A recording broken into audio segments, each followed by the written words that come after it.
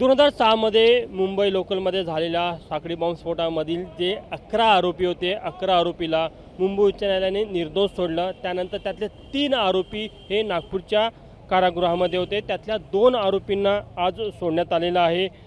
एहतेशाम कुतुबुद्दीन सिद्दीकी आणि मोहम्मद अली आलम शेख हे 2 आरोपी यांना सोडण्यात आलेलं आहे। यामध्ये एहतेशाम कुतुबुद्दीन सिद्दीकी हा फाशीची शिक्षा झालेला आरोपी होता, तर जो दुसरा आहे मोहम्मद अली आलम शेख याला आजन्म कारावासाची शिक्षा झालेली होती। मात्र यातला जो तिसरा आरोपी आहे नावेद हुसेन रशीद हुसेन खान याला मात्र आज सोडण्यात आलेलं नाही। जे कारण देतं की त्याचं एक प्रकरण प्रलंबित आहे, त्यामुळे त्याला आज सोडण्यात आलेलं नाही।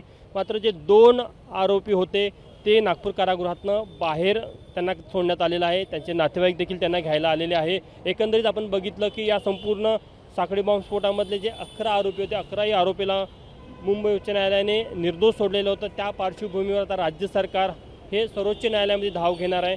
मात्र सर्वोच्च न्यायालयामध्ये नेमक्या या संपूर्ण निकालासंदर्भात काय निर्णय येतं हे बघणं महत्त्वाचं राहणार आहे। जर का या संपूर्ण निर्णयाला स्टे सर्वोच्च न्यायालयाने दिला तर परत त्या सर्व आरोपीला पोलिसांकडनं ताब्यात घेतलं जाईल। मात्र सध्याच्या परिस्थितीमध्ये मुंबई उच्च न्यायालयाचा जो निर्णय आहे त्या निर्णयानुसार या सर्व आरोपींना बाहेर सोडण्यात आलेलं आहे। त्यातले जे 3 आरोपी नागपूर कारागृहामध्ये होते त्यातले 2 आरोपी हे कारागृहातनं बाहेर पडलेले आहे।